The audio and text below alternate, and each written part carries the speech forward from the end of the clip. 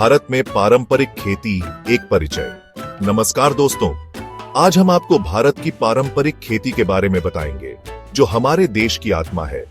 यह खेती न केवल हमारी आजीविका का साधन है, बल्कि हमारी संस्कृति और परंपराओं का भी एक महत्वपूर्ण हिस्सा है। आज हम बात करेंगे भारत की पारंपरिक खेती के बारे में। यह खेती सदियों से चली आ रही है और हमारे पूर्वजों की देन है। यह खेती प्रकृति के सी और पानी को समझते हैं। पारंपरिक खेती में किसानों का ज्ञान बहुत महत्वपूर्ण होता है। वे मौसम, मिट्टी और पानी को समझते हैं। पुराने जमाने की खेती के तरीके। यह वो समय था जब खेती पूरी तरह से प्राकृतिक तरीकों पर निर्भर थी। पहले के समय में किसान हल और बैल से खेती करते थे। यह तरीका न केवल पर्यावरण के अनुकूल था, बल्कि मिट्टी की गुणवत्ता को भी बनाए रखता था। वे गोबर की खाद का उपयोग करते थे। गोबर की खाद में पोषक तत्व होते हैं जो फसलों के लिए बहुत फायदेमंद होते हैं। यह खाद मिट्टी को उपजाऊ बनाती थी। इससे फसलें अधिक स्वस्थ और मजबूत होती थीं।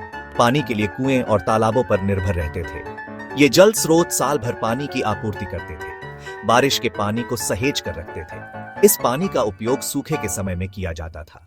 यह पानी फसलों को सींचने के काम आता था। इस प्रकार पानी की कमी के बावजूद फसलें अच्छी होती थीं। कीटनाशकों का उपयोग नहीं होता था। इसके बजाय किसान प्राकृतिक तरीकों से कीटों को नियंत्रित करते थे। नीम और तुलसी जैसे पौधों से कीटों को दूर भगाया जाता था। ये पौधे न केवल कीटों को भगाते थे, बल्कि मिट्टी को भी स्वस्थ रखते थे। देसी फसलें और उनके फायदे। पारंपरिक खेती में कई तरह की फसलें उगाई जाती थीं। गेहूं, चावल, दालें, तिलहन और मोटे अनाज मुख्य थे। ये फसलें सेहत के लिए अच्छी होती थीं। इनमें पोषक तत्व भरपूर होते थे, रोगों से लड़ने की क्षमता बढ़ाते थे। पारंपरिक खेती में परिवार का योगदान। पारंपरिक खेती में पूरा परिवार साथ मिलकर काम करता था। बच्चे भी माता पिता का हाथ बंटाते थे। यह एक सामूहिक प्रयास होता था। बुजुर्ग अपने अनुभव से बच्चों को खेती के गुर सिखाते थे। यह परंपरा पीढ़ी दर पीढ़ी चलती रहती थी। पारंपरिक बनाम आधुनिक खेती एक तुलना। पारंपरिक खेती में किसान बैलों और हाथ के औजारों का उपयोग करते हैं। यह विधि सदियों से चली आ रही है और इसमें प्राकृतिक संसाधनों का अधिकतम उपयोग होता है।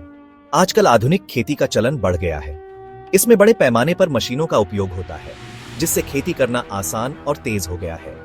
इसमें मशीनों का उपयोग होता है, जैसे ट्रैक्टर और कंबाइन हार्वेस्टर, जो खेतों को जल्दी और कुशलता से जोतते और फसल काटते हैं। रासायनिक उर्वरकों और कीटनाशकों का प्रयोग भी होता है, जिससे फसलों की पैदावार बढ़ती है, लेकिन इसके साथ ही कुछ समस्याएं भी उत्पन्न होती हैं। आधुनिक खेती से उत्पादन तो बढ़ा है, लेकिन इसके कुछ नुकसान भी हैं। अधिक उत्पादन के बावजूद पर्यावरण पर इसका नकारात्मक प्रभाव पड़ता है। रसायनों के कारण मिट्टी और पानी प्रदूषित हो रहे हैं। इससे दीर्घकालिक रूप से कृषि भूमि की उर्वरता कम हो सकती है और जल स्रोत भी प्रभावित हो सकते हैं। पारंपरिक खेती को बचाने की जरूरत। हमें अपनी पारंपरिक खेती को बचाने की जरूरत है। यह हमारे पर्यावरण के लिए अच्छा है। यह हमारी सेहत के लिए सही है। सरकार को चाहिए कि वह किसानों को प्रोत्साहित करे, उन्हें जैविक खेती अपनाने के लिए मदद करे। भारतीय खेती के कुछ रोचक तथ्य। क्या आप जानते हैं कि भारत दुनिया का दूसरा सबसे बड़ा गेहूं उत्पादक देश है? भारत में 2000 से भी ज्यादा चावल की किस्में पाई जाती हैं। यह दर्शाता है कि हमारी खेती कितनी समृद्ध है। हमें इस विरासत पर गर्व है।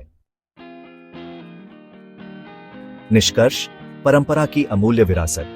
पारंपरिक खेती सिर्फ खेती का तरीका नहीं है, यह हमारी धरोहर है। यह हमें प्रकृति से जोड़े रखती है। यह हमें स्वस्थ रखती है। हमें इस अमूल्य विरासत को संजोकर रखना चाहिए। आने वाली पीढ़ियों को भी इसका लाभ मिले, यह हमारी जिम्मेदारी है। धन्यवाद।